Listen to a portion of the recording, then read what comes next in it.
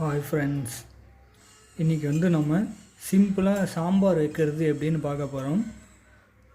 நம்ம பேச்சுலராக இருக்கிறவங்களுக்குலாம் இது ரொம்ப ஹெல்ப்பாக இருக்கும்.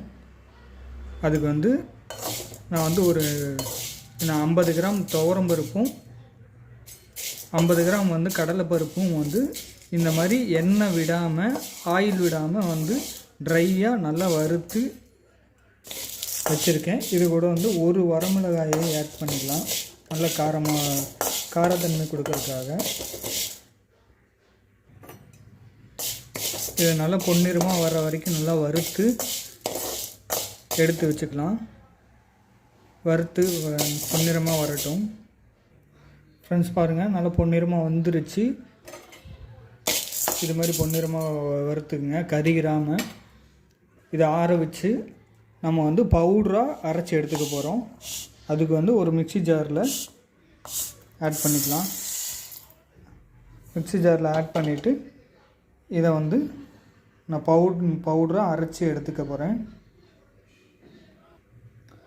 பாருங்கள், பவுடராக அரைச்சி அரைச்சி எடுத்தாச்சு. இது மாதிரி நல்லா பவுடராக அரைச்சி எடுத்துங்க. பார்த்தாலே உங்களுக்கு தெரியும். இந்த பவுட்ரு இதை நம்ம சாப்பாட்டோட ஒயிட் ரைஸில் இப்போ ஒரு ஸ்பூன் போட்டு நல்லெண்ணெய் ஊற்றி மிக்ஸ் பண்ணி அப்படியும் சாப்பிட்லாம். சாம்பார் வைக்கும் பொழுது காய்கறி வணக்கிட்டு அது மேலே இந்த பவுட்ரு ஒரு ஸ்பூன் ஆட் பண்ணிவிட்டு நம்ம சாம்பார் மூலமாக மிக்ஸ் பண்ணி எடுத்து வச்சுக்கலாம். எடுத்து நம்ம சாப்பிட்டுக்கலாம்.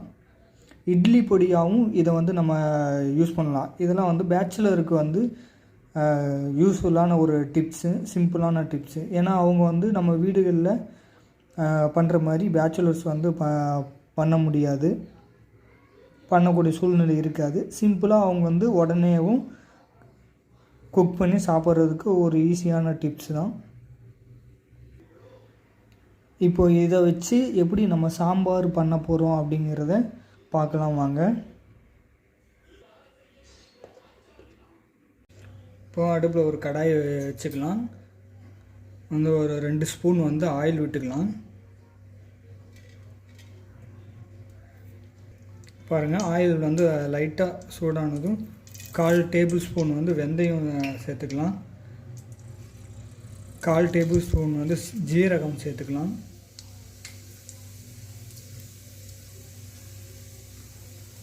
அது கூடவே பச்சை மிளகாய், ஒரு பச்சை மிளகாய் 2 வெட்டி வச்சுருக்கேன். அப்புறம் கொடை மிளகாயும் நான் ஆட் பண்ணிக்கிறேன். எனக்கு பிடிக்கும். உங்களுக்கு பிடிக்காதுன்னா நீங்கள் ஸ்கிப் பண்ணிக்கோங்க.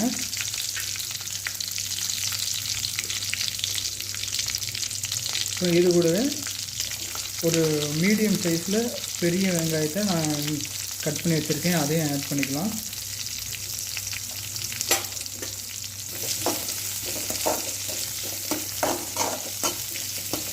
வெங்காயம் பொன்னிறமாக வர வரைக்கும் வதக்கிக்கலாம்.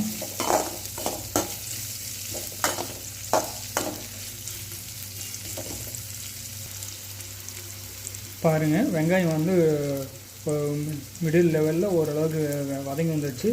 இந்த டைமில் தக்காளி, ஒரு மீடியம் சைஸ் தக்காளி ஸ்லைஸாக கட் பண்ணி வச்சுருக்கேன், அதையும் ஆட் பண்ணிக்கலாம்.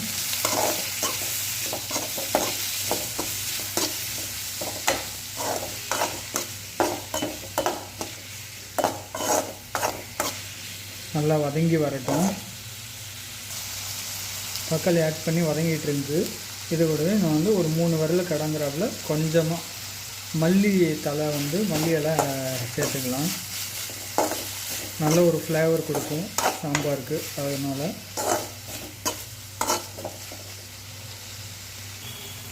பாருங்கள், தக்காளி இந்த அளவுக்கு நல்லா வெந்து மசிஞ்சு வந்துருச்சு. இது கூடவே இந்த டைமில் நான் கேரட், ஒரு சின்ன கேரட் இந்த மாதிரி கட் பண்ணி வச்சுருக்கேன். அப்புறம் வெங்காயத்தாள் கட் பண்ணி வச்சுருக்கேன். அப்புறம் பீன்ஸு, ஒரு 4 பீன்ஸ் இந்த மாதிரி சைஸாக கட் பண்ணி வச்சுருக்கேன். 3 ஆட் பண்ணிக்கிறேன்.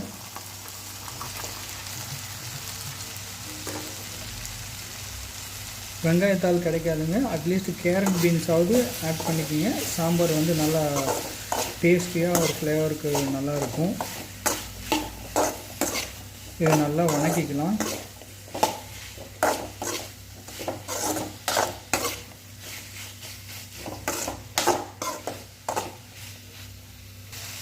பாருங்கள், காய்கறியெல்லாம் சேர்த்துட்டு ஒரு பரட்டி ஒரு நிமிஷத்துக்கு ஒரு பரட்டி விட்டுறலாம்.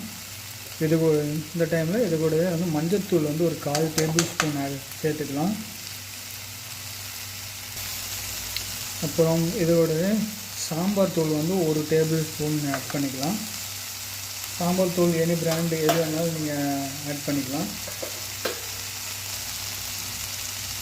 அப்புறம் இது கூடவே நம்ம துவரம்பருப்பு கடலைப்பருப்பு அரைச்சி வச்சோம் இல்லையா, அந்த பவுடரை வந்துட்டு ஒரு 2 டேபிள் ஸ்பூன் வந்து ஆட் பண்ணிக்கலாம்.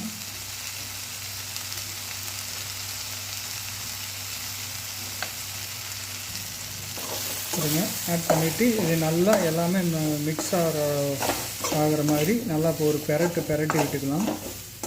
பெரட்டும் போதே தெரியும் உங்களுக்கு அந்த பருப்பு வாசனை, காய்கறி வாசனை எல்லாம் சேர்ந்து நல்ல ஒரு ஃப்ளேவராக ஸ்மெல் நல்லா இருக்கும். சூப்பராக பாருங்கள். நல்ல ஒரு பெரட்டி விட்டு முடித்ததும் காய்கறி வேகிறதுக்காக ஒரு கொஞ்சம் தண்ணி வந்து ஆட் பண்ணிக்கலாம். காய்கறி வேகிறக்கு அளவு தண்ணி வந்து ஆட் பண்ணி நல்லா மிக்ஸ் பண்ணி ஒரு அளவு கலந்து விட்டுக்கலாம்.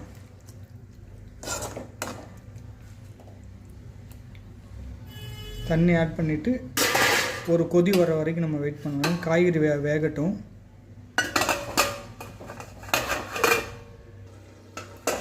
குழம்பு எப்படி இருக்குன்னு பார்க்கலாம்.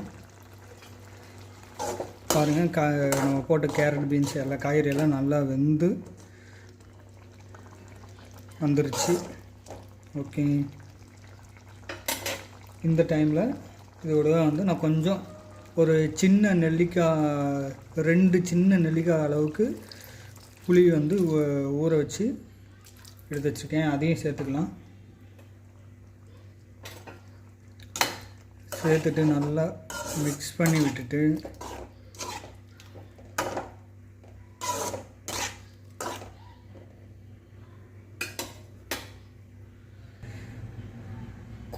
குழம்புக்கு தேவையான சால்ட் வந்து ஆட் பண்ணிக்கலாம்.